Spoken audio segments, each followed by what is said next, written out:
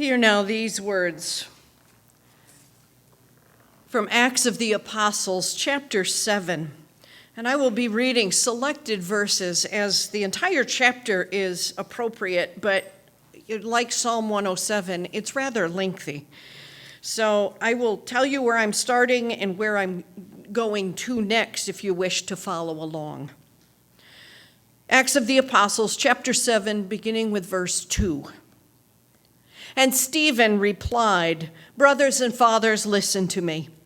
The God of glory appeared to our ancestor Abraham when he was in Mesopotamia, before he lived in Haran, and said to him, 'Leave your country and your relatives and go to the land that I will show you.' Then he left the country of the Chaldeans and settled in Haran." Verse 8. Then God gave him the covenant of circumcision. And so Abraham became the father of Isaac and circumcised him on the 8th day. And Isaac became the father of Jacob, and Jacob of the 12 patriarchs. The patriarchs, jealous of Joseph, sold him into Egypt, but God was with him and rescued him from all his afflictions and enabled him to win favor and to show wisdom when he stood before Pharaoh, king of Egypt, and appointed him ruler over Egypt and over all his household. Verse 20. At this time Moses was born, and he was beautiful before God. For 3 months he was brought up in his father's house, and when he was abandoned, Pharaoh's daughter adopted him and brought him up as her own son. Verse 30. Now when 40 years had passed, an angel appeared to Moses in the wilderness of Mount Sinai in the flame of a burning bush. When Moses saw it, he was amazed at the sight. And as he approached to look, there came the voice of God. "I am the God of your ancestors, the God of Abraham, Isaac, and Jacob."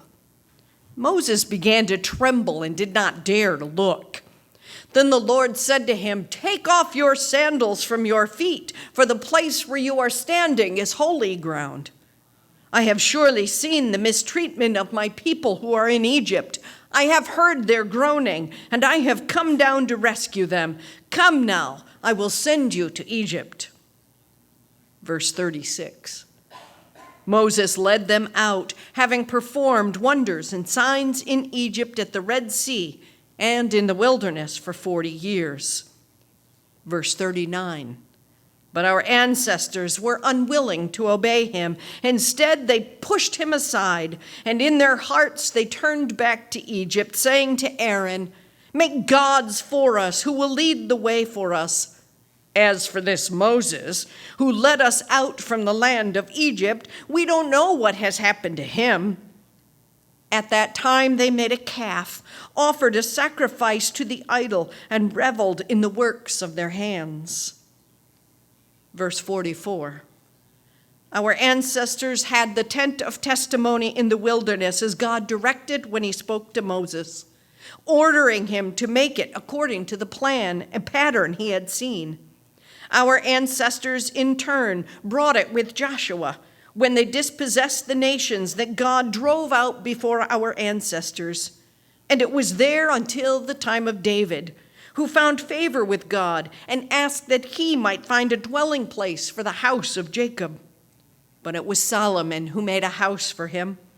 Yet the Most High God does not dwell in houses made by human hands, as the prophet says, "Heaven is my throne, and the earth is my footstool." Holy wisdom, holy word. Thanks be to God.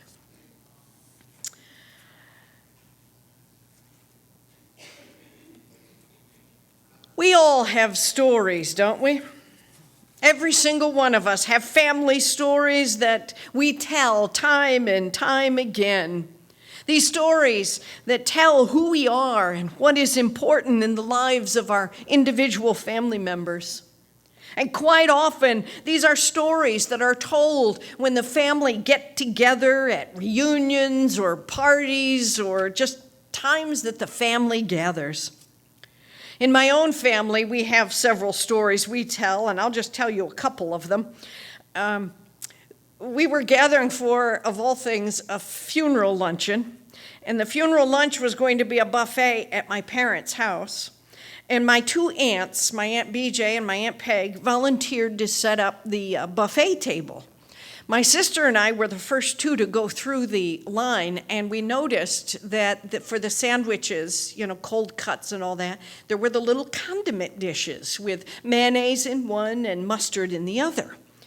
Well, we looked at each other with knowing glances when we realized that my aunts had used the cat dishes for the condiment dishes.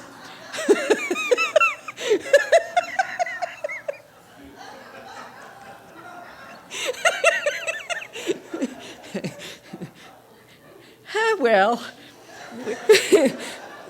we didn't tell them till after the dinner. That's one of the stories that gets told time and time again. You remember the time? Yeah. Another time that tells a story of the values that I grew up with and that have stayed with me through the years. I was in college. I completed my bachelor's degree at Russell Sage and then continued on the following year as a graduate student to finish my master's degree. The undergraduate students realized very quickly, now back in that day, at 18 you were legal as opposed to 21 today. I was legal. They asked if I would sign for the keg. Yeah, right. I agreed. On one condition, and that condition was they would check IDs at the door. All of a sudden, they didn't want me to sign for the keg anymore. I said, that story reveals who I am. It reveals a value that I hold, and it reveals, I was not popular, I can tell you that, but you know what? I feel so much better about myself for having stood up for what I believed. All of these stories, and I'm sure yours as well, reveal our sense of humor, our values, our history, and important lessons. Family stories tell of those who served in the military. They tell of those who went off to college. They tell of those who perhaps almost died, as well as those whose lives were changed forever in a second. And often, for those in the church, like you and like me, those stories also reveal how God has been a steadfast presence in our lives. In the Psalm 107, the readers are reminded to be grateful for the many and varied ways, the myriad ways and times that God led the people. Oh, give thanks to the Lord, for he is good, for his steadfast love endures forever. And let the redeemed of the Lord say so.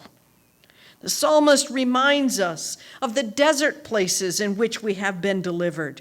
He redeemed those in trouble. He gathered them in from the lands, from the east and from the west, from the north and from the south. Some wandered in desert places. Have you ever felt like you were in a desert place? Finding no way to an inhabited town. As I heard that read by Carl this morning, what I could picture were the Israelites wandering in the wilderness for those 40 years, looking for that inhabited place, for that land flowing with milk and honey. He led them by a straight way until they reached the inhabited town. Let them thank the Lord for his steadfast love. The psalmist reminds us of the times when we too have been delivered from those desert wastes. And the psalmist recalls the lean times when God is faithful to provide. For he satisfies the thirsty, and the hungry is filled with good things. There are times when we're hungry and the good things come.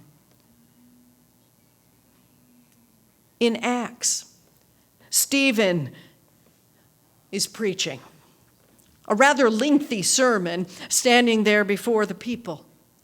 And he recalls the history, the ancient history of his ancestors. I suppose as I read, I hoped you at least heard some of the names. Stephen said, "Listen to me. The God of glory appeared to our ancestor Abraham. And Abraham became the father of Isaac and of Jacob. And Jacob, the father of the 12 patriarchs. And of the patriarchs, Joseph was sold into Egypt. And at this time, Moses was born. Pharaoh's daughter adopted him. And when 40 years had passed, Moses stood before a burning bush. 'Take off your shoes, Moses, for you're standing on holy ground.' Moses led the people across the Red Sea. And Aaron, Moses' brother, made a golden calf. And in time along came David and Solomon. As you continue to read the New Testament, you then hear the stories of the New Testament, of Jesus, of how he healed, of Jesus, and how he ate with sinners and loved those the rest of the world couldn't stand. He gave us parables telling us and teaching us how to live and how to be. Today we have a call to continue to tell the stories of faith. Not once, not twice, not 3 times, but over and over and over again. Read the stories. Go back and pick up the Bible and reread those stories of our faith. Read the stories of the 10 plagues. Read the story of how Moses was given up by his mother and taken in by Pharaoh's daughter. This same Moses who led out the people. Read the stories of Joseph and how his brothers were jealous and he was given that coat of many colors. Read the stories, tell the stories, and apply those stories to your life and to the lives of the young ones so that they don't sit here when asked, "What's your favorite Bible story?" and say, "I don't know. Never thought about it before." Tell the stories. Recall the Lord's goodness and the love through all the centuries.